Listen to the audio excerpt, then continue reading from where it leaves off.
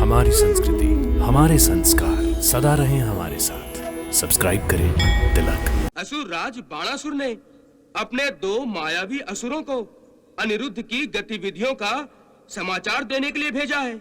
जानता हूँ प्रभु, आपने मुझे चित्रलेखा की सहायता करने का आदेश दिया था, परंतु इस उलझी हुई स्थिति को आप ही सुलझा सकते हैं। मुझे तो बड़ी चिंता हो रही है। आप व्यर्थ ही चिंता कर रहे हैं देवर्षि। चित्रसेन और वीरसेन मायावी अवश्य हैं, परंतु चित्रलेखा उनसे कहीं अधिक माया जानती है। कदाचित आपको पता नहीं है कि चित्रलेखा एक शापित अप्सरा है। शापित अप्सरा प्रभु? हाँ देवऋषि, अपने पिछले जन्म में चित्रलेखा केवल अप्सरा ही नहीं, देवी पार्वती की मुख्य सेविका भी थी।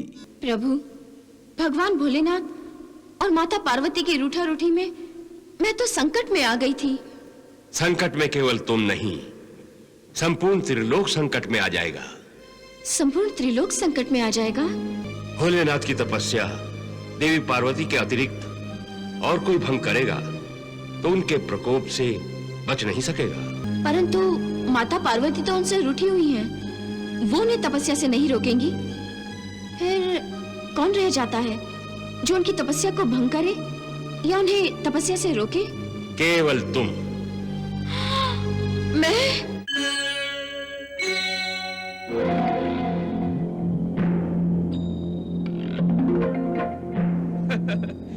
नारायण नारायण।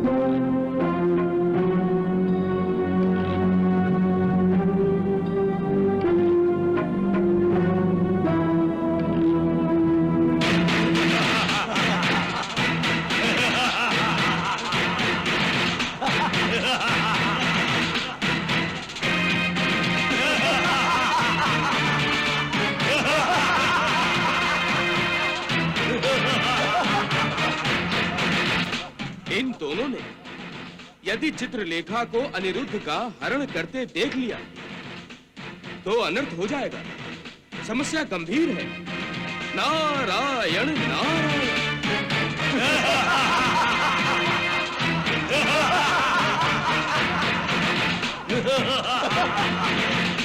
भगवान,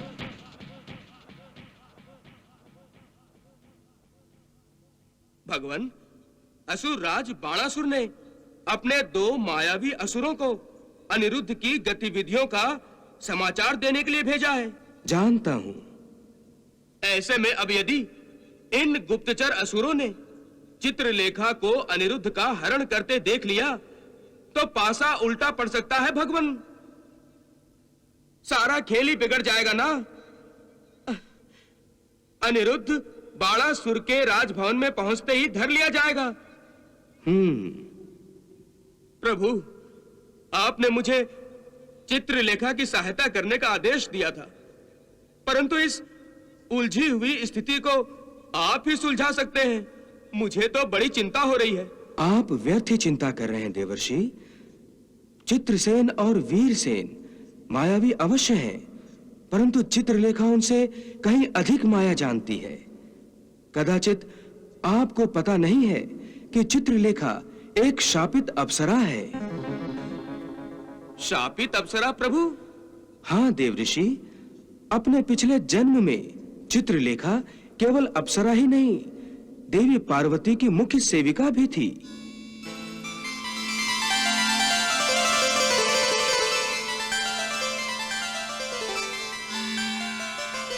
प्रभु, चित्रलेखा देवी पार्वती की लाडली सेविका थी। फिर ऐसा क्या हुआ कि वो शापग्रस्त हो गई और उसे असुर योनि में जन्म लेना पड़ा? यह उस समय की बात है जब एक दिन महादेव शिव जी और देवी पार्वती द्यूत क्रीड़ा में मग्न थे।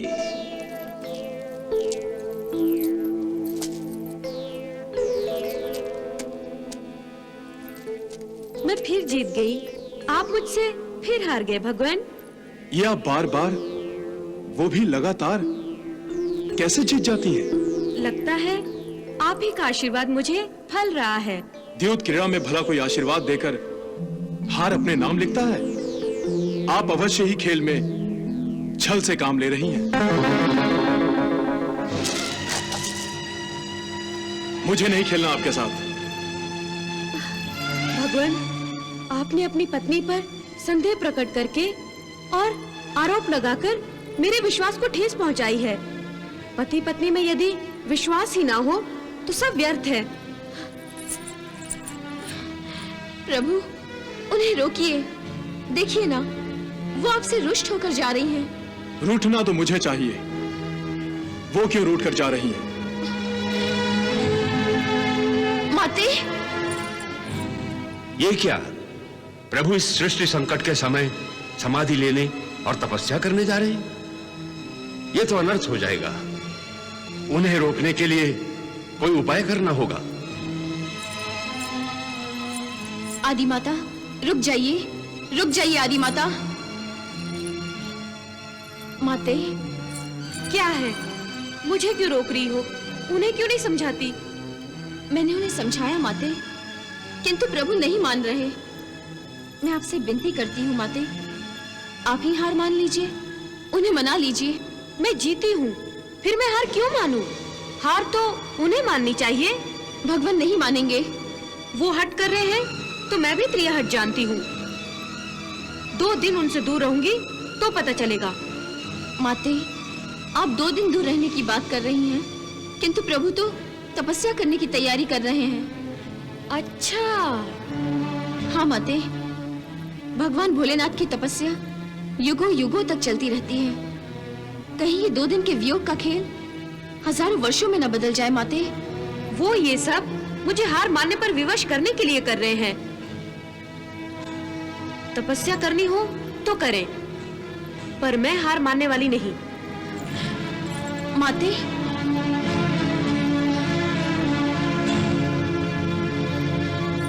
हे नारायण, न भगवान भोलेनाथ मान रहे हैं, न माता पार्वती ही अपना हट छोड़ रही हैं।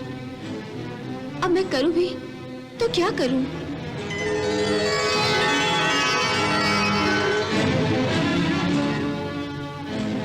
ब्रह्मा जी, आप? प्रणाम है विश्व विधाता। सुखी भव।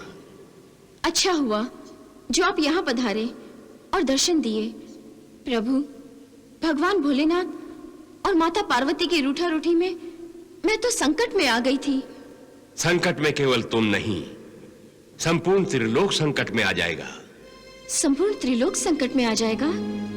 हाँ, यदि भगवान भोलेनाथ को तपस्या में ध्यानस्थ होने से रोका नहीं गया तो सब संकट में आ जाएंगे। किसी की मति मारी गई है जो त्रिनेत्रधारी भोलेनाथ चंद्रशेखर को तपस्या से रोकने का दुस्साहस करेगा।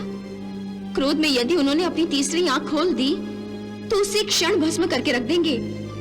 भोलेनाथ की तपस्या देवी पार्वती के अतिरिक्त और कोई भंग करेगा तो उनके प्रकोप से बच नहीं सकेगा। और क्या प्रभु, परंतु माता पार्वती तो उनसे रूठी हुई हैं, वो उन्हें तपस्या से नहीं रोकेंगी। फिर कौन रह जाता है जो उनकी तपस्या को भंग करे या उन्हें तपस्या से रोके? केवल तुम। मैं? हाँ, तुम। केवल तुम ही इस समय भगवान शिव को तपस्या में लीन होने से रोक सकती हो। परंतु प्रभु। परंतु ये कि तुम उनके प्रकोप से भयभीत हो, यही ना? हाँ। परंतु त्रिलोक के कल्याण के लिए तुम्हें इस प्रकोप को जानबूझकर सहना होगा। मुझे ये तो बताइए कि अंततः त्रिलोक पर ऐसी क्या आपत्ति आन पड़ेगी? निश्चित विधि अनुसार अधर्मी असुरों का विनाश भगवान शिव के हाथों ही होना है। यदि वही तपस्या में लीन हो गए तो फिर हजारों वर्षों तक, जब तक उनकी तपस्या समाप्त नहीं होती, असुरों का विनाश नहीं हो सकेगा। तब तो समस्या सचमुच ही अति गंभीर है। इसलिए तुम्हें तत्काल भगवान शिव शंकर को तपस्या में लीन होने से रोकना होगा। परंतु कैसे रोकूं उन्हें मैं? मेरी बात वो क्यों मानेंगे?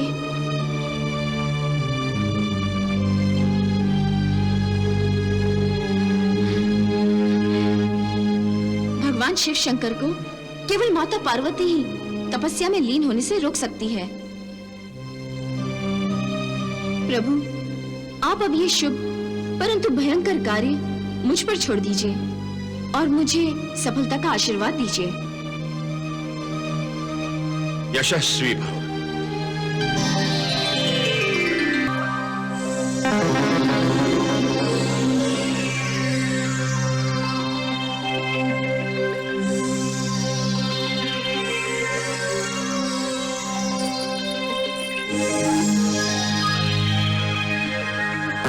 रुक जाइए भोलेनाथ, रुक जाइए।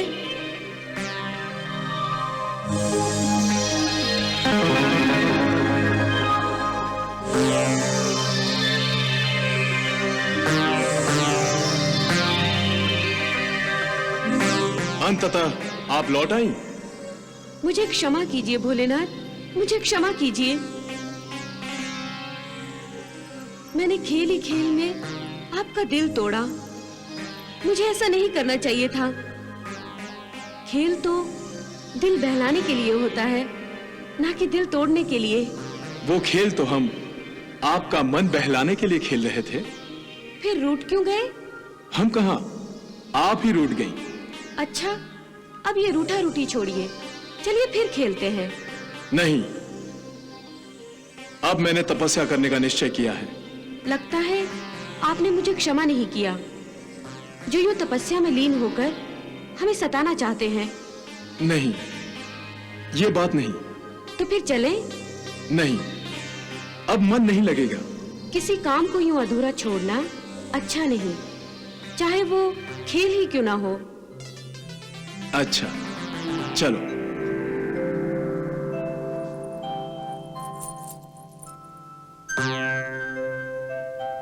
आप आरंभ करें। नहीं, पहले आप खेलें। जैसी आपकी इच्छा। अब की बार आप ही जीतेंगे। क्यों? हम ही क्यों जीतेंगे? इसलिए कि हमें तो खेलना ही नहीं आता। क्या? मेरा अर्थ ये था कि मेरा मन कर रहा है कि आप ही जीतेंगे, इसलिए आपको जीतना चाहिए। पहले आपका मन नहीं कर रहा था कि हम जीतें? उस समय तो बस आपको हरा हरा कर सताने को मन कर रहा था। अच्छा।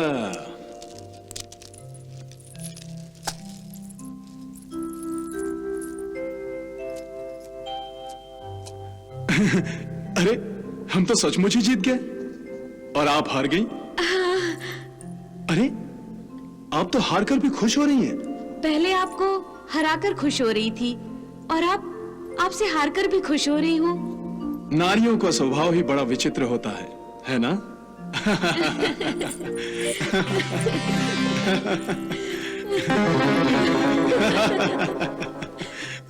ये सब क्या हो रहा है?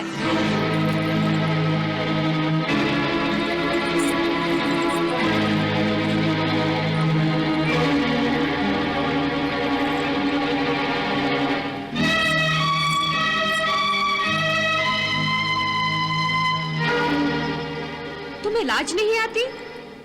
मायापति के सामने माया का प्रदर्शन कर रही हो। हटाओ मेरा ये रूप।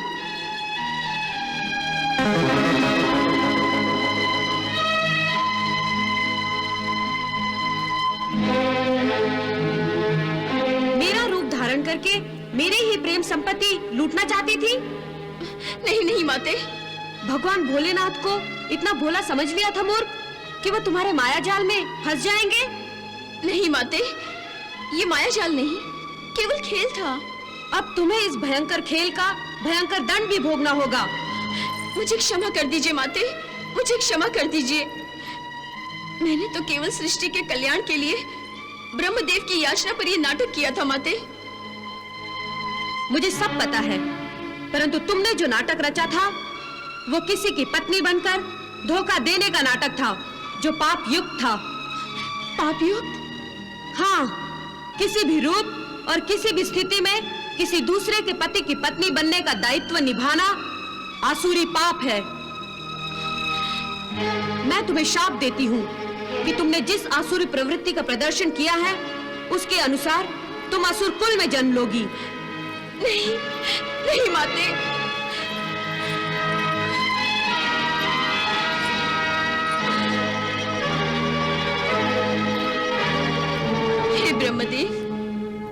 आपने मुझे किस संकट में डाल दिया प्रभु? क्या सृष्टि को संकट से बचाने का यही बदला है?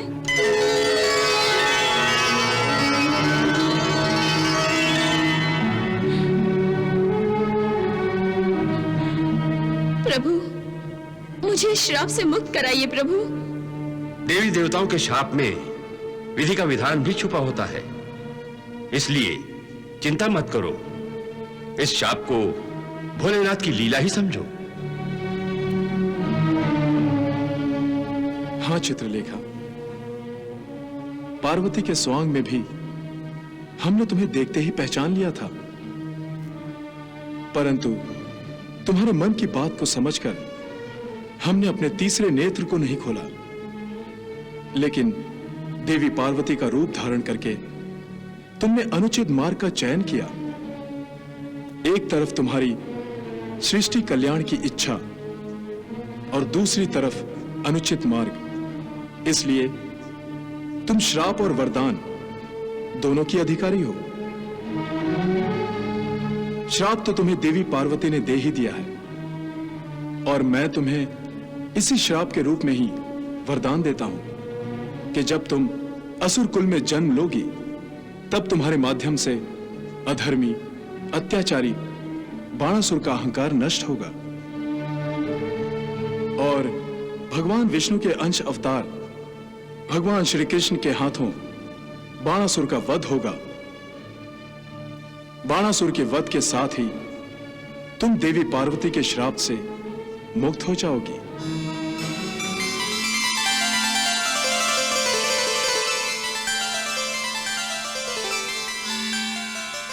तत्पश्चात चित्रलेखा ने असुर कुल में जन्म लिया। चित्रलेखा असुर महामंत्री कुम्हांड की पुत्री है। चित्रलेखा की आत्मा भगवान शिव के वरदान के अनुसार अपनी मुक्ति की प्रतीक्षा कर रही है।